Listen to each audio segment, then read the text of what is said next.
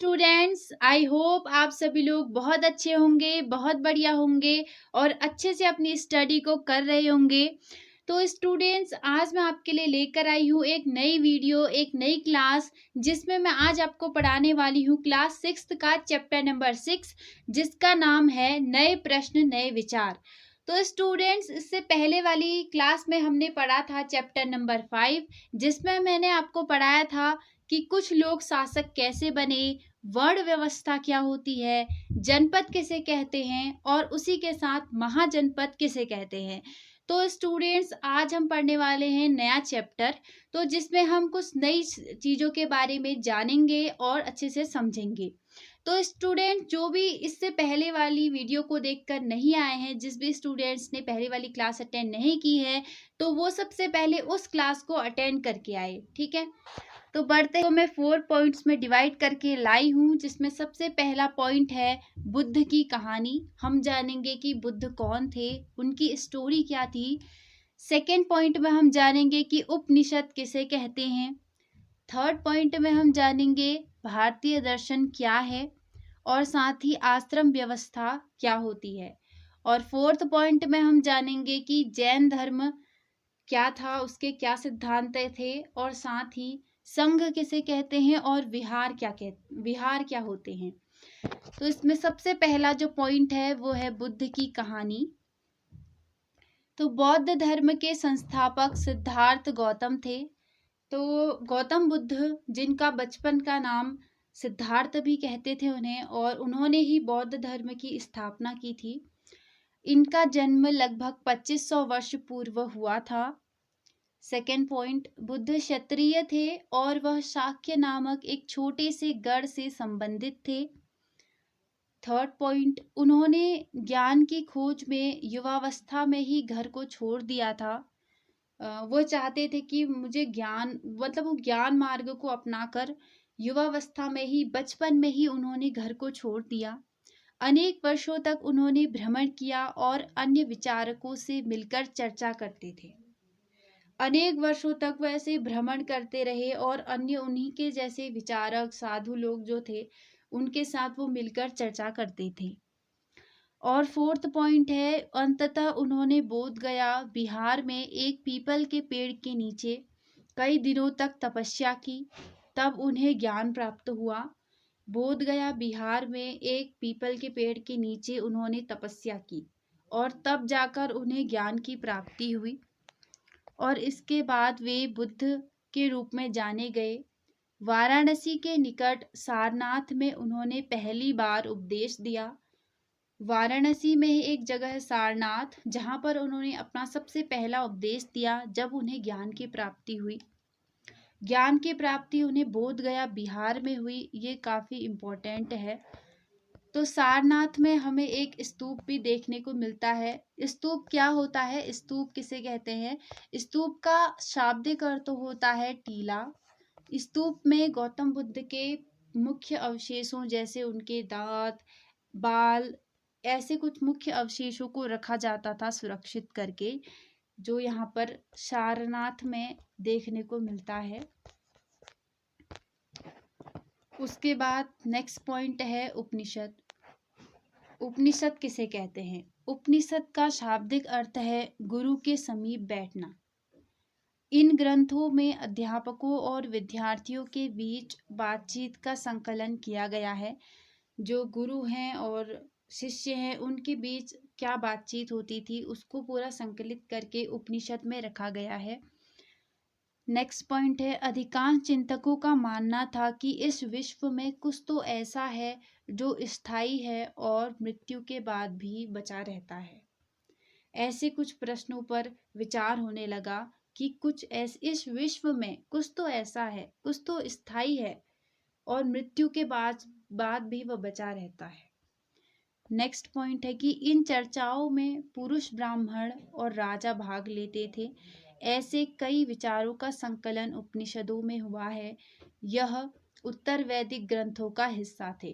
पुरुष, ब्राह्मण, यानी कि यहाँ पर स्त्रियों का स्थान नहीं था और राजा यहाँ पर भाग लेते थे। ये इम्पोर्टेंट है कि पुरुष, ब्राह्मण और राजा इन चर्चाओं में भाग लेते थे। इन चर्चाओं में कुछ ऐसे प्रश्नों का हल किया जाता था, जैसे कि कुछ क्या मृत्यु के बाद भी जीवन है? क्या मृत्यु के बाद भी कुछ स्थायी है? यदि स्थायी है तो वो क्या है? क्या वह आत्मा है? तो इस तरीके के प्रश्नों का उत्तर यहाँ पर गुरु शिष्य आपस में बातचीत करके देते थे। ये था उपनिषद। उसके बाद है थर्ड पॉइंट, जिसका नाम है भारतीय दर्शन और आश्रम व्यवस्था। भारतीय दर्शन क्या होता है? भारतीय दर्शन में 6 पद्धतियां होती हैं, जिसको शब्द दर्शन भी कहा जाता है। सबसे पहला जो दर्शन है वो है वैशेषिक। वैशेषिक जो ये दर्शन है यह दिया है ऋषि कांड ने, जिसमें पदार्थ, उनके गुणों और उनके संबंधों के बारे में बताया गया है। पदार्थ क्या होते हैं, उनके मुख्य गुण क्या होते हैं और उनके आपस में क्या संबंध हैं, ये वैशेषिक दर्शन में बताया गया है। सेकेंड पॉइंट, सेकेंड जो दर्शन है वो है न्याय, जिसका जो सिद्धांत दिया है गौतम बुद्ध ने, जो तर्क और ज्ञान पर आधारित है। इसमें तर्क और ज्ञान के आधार पर न्याय सिद्धांत को दिया गया है। थर्ड जो दर्शन है वो है सांख्य। सांख्य जो दर्शन है वो दिया है कपिल ने, जिसमें प्रकृति और आत्मा के बीच क्या संबंध है उसको दर्शाया गया है। फोर्थ दर्शन है योग, जो दिया है नासिका ने, और इसमें ध्यान और आत्म नियंत्रण पर बल दिया गया है। इसी के साथ ही फिफ्थ जो दर्शन है वो है पूर्व मीमांसा, जो दिया है जैमिनी ने, और इसमें वेदों के कर्मकांड पर यह आधारित है। वेदों में क्या कर्मकांड होते थे, जैसे यज्ञ, पूजा पाठ, इन सब के आधार पर पूर्व मीमांसा दर्शन दिया गया है। उसके बाद छठा जो दर्शन है वो है वेदांत या उत्तर मीमांसा, जो दिया है ऋषि व्यास ने। यह दर्शन उपनिषदों पर आधारित है। जो उपनिषद अभी हमने पढ़े, अभी हमने जिसके बारे में जाना कि उपनिषद क्या है, तो वो इसमें ऋषि व्यास ने दिया गया है। उसी के बाद अब है आश्रम व्यवस्था। आश्रम व्यवस्था क्या होती है ये अब हम जानते हैं। आश्रम व्यवस्था क्या थी कि उस समय प्राचीन काल में मनुष्य का जो जीवन था वो माना गया था 100 वर्ष का।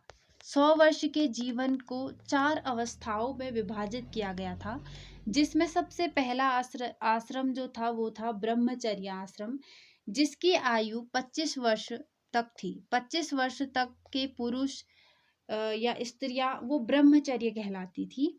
इसके अंतर्गत ब्राह्मण, क्षत्रिय तथा वैश्य को सादा जीवन बिताकर वेदों का अध्ययन करना होता था। ये सिंपल सा जीवन व्यतीत करते थे और वेदों का अध्ययन करते थे 25 वर्ष की आयु तक। इसमें मुख्यतः पुरुष ही वेदों का अध्ययन किया करते थे, स्त्रियों का इसमें कम ही इसमें योगदान है। सेकेंड जो आश्रम था वो है गृहस्थ आश्रम। गृहस्थ आश्रम की आयु 25 से 50 वर्ष तक की होती थी।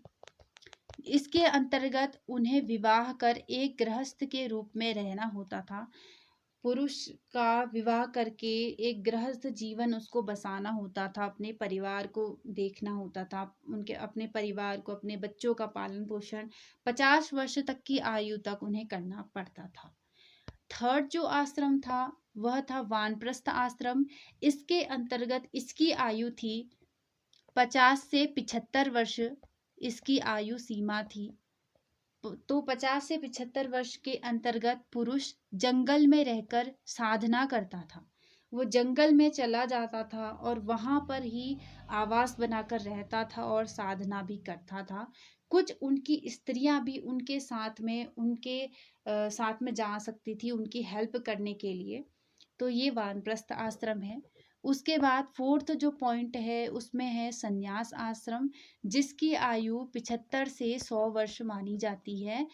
तो इसके अंतर्गत उन्हें सब कुछ त्याग कर सन्यासी बन जाता था।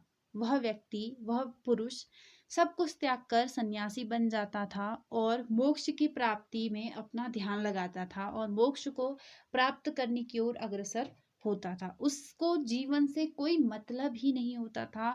संसार में क्या चल रहा है, क्या हो रहा है, उन सब का त्याग कर देना ही संन्यास आश्रम था।